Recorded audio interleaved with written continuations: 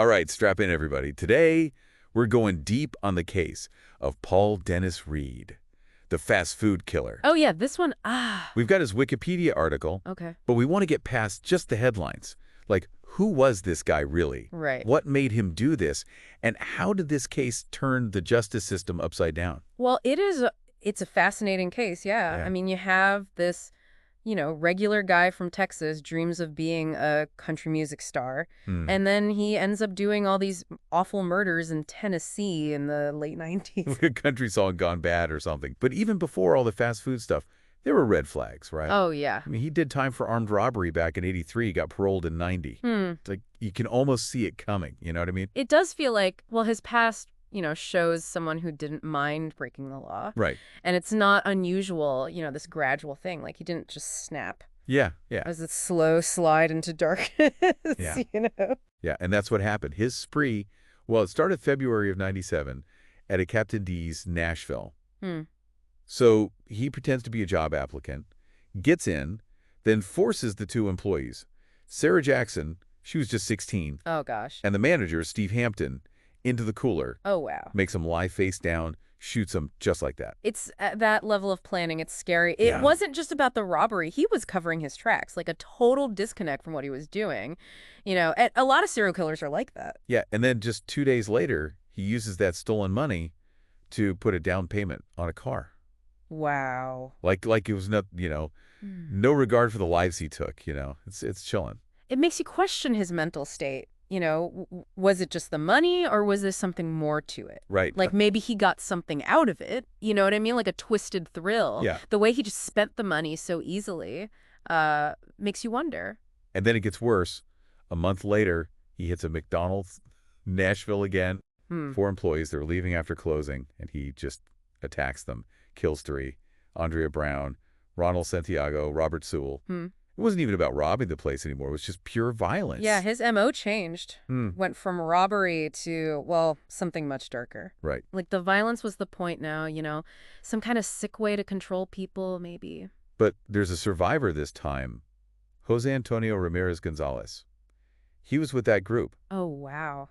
Reid tries to shoot him, but get this, his gun jams. Oh, my goodness. Can you imagine that? It's Thinking you're about to die. And the guy's just standing right there. It's amazing that Gonzalez lived through that. He must have been so brave. Yeah. And thinking fast. Yeah. It's incredible. Reid stabs him 17 times, leaves him for dead. Wow. But Gonzalez, he plays dead, waits till Reid leaves, crawls to a phone, calls 911. Oh, my goodness. And he ends up being the one who puts Reid away. That whole thing, the gun jamming, it really shows you just how random these things can be. Yeah, yeah. And for Gonzalez to survive, to testify, it's like he's speaking for the other victims, Their stories aren't forgotten. And a month later, it all ends with a really, really terrifying twist. He goes after a Baskin-Robbins, Clarksville, Tennessee. Okay. But this time, he doesn't just attack. He gets them to let him in after clothing, then kidnaps the employees. Angela Holmes, she was 21, and Michelle Mace, 16. It's different from the other crimes. Like, it seems more planned out, It makes you think, boy, the change. Was he trying to, up the ante, or was it just to avoid getting caught? Yeah, well, he takes them to Dunbar Cave State Park. And that's where they found their bodies the next day, throats slashed. Oh, jeez.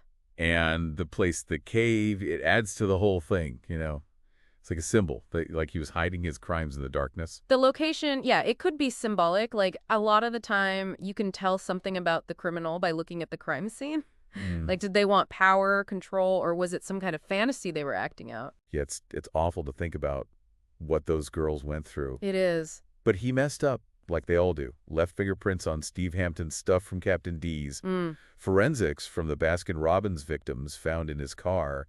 And then his credit card records put him near all the crime scenes. It was all there. Well, the investigators, they did good work. Yeah. Putting all the pieces together, all these different crimes and building the case against him. Yeah. And forensics were huge. It shows you how important that stuff is, to get those details right, to bring people to justice. It's amazing what they can do these days. But this case, it wasn't over yet. The press was all over this thing, made it impossible to find a jury in Nashville. Yeah. They ended up bringing jurors in from other parts of the state and keeping them away from everything during the trial just to make sure it was fair. Imagine the pressure on those jurors Yeah, to decide someone's fate, I know. especially a case this big and emotional.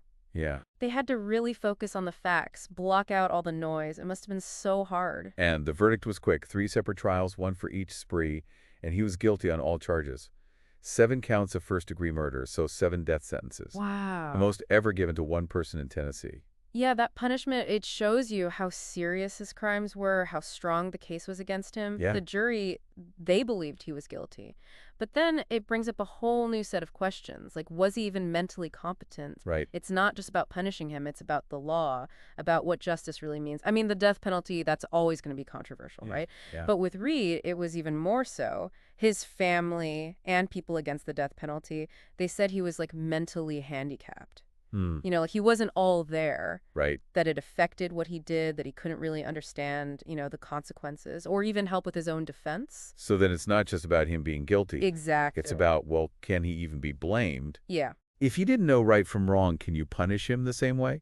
It makes you think about the whole system, about what's fair, It's a tough one, for sure. Yeah. Legally and morally. Right. On the one hand, you got the victims, the families, they want justice, right? Yeah. But then is it right to execute someone who maybe didn't even understand what they were doing? And the way he acted in prison didn't help. Oh, yeah. He said he didn't want to appeal. But then he started acting really weird, talking about the government controlling his mind and stuff. It was all over the place. So was that, was he really sick? Right. Or was he just trying to get out of the death penalty? Exactly. The prosecution, they said he was faking it. Oh, so like a con man. Yeah, like he was playing the system. So who knows what was really going on in his head. It makes it hard to know what the right punishment should be. I mean, if someone doesn't get what's happening to them, the seriousness of it, the death penalty, does that even make sense? And then there's the other crimes they thought he might be involved in. Like what? That Brown's Chicken Massacre in Illinois back in '93, 7 people dead. A lot of similarities to what Reid did. Yeah, but... But after looking into it, they said it wasn't him. So they cleared him. Yeah, and, the fact they even considered him, it shows how notorious he became. Yeah. But it also shows you got to be careful, Oh, yeah. You can't just assume. Right. You got to follow the evidence, even if it leads you somewhere unexpected. It happens sometimes, though, doesn't it? Like, they get focused on one guy and they miss things. They even thought he might be involved in those bowling alley murders in Houston. Did someone else get convicted for those? Yeah, Max Safar. But they thought Reid might have done it? Yeah, while Safar was in prison for it. That doesn't sound right. Makes you wonder how many times that's happened, right? Yeah. The wrong person convicted. Or they missed something important because they're looking at the wrong guy. Makes you think. So what happened to Reid in the end?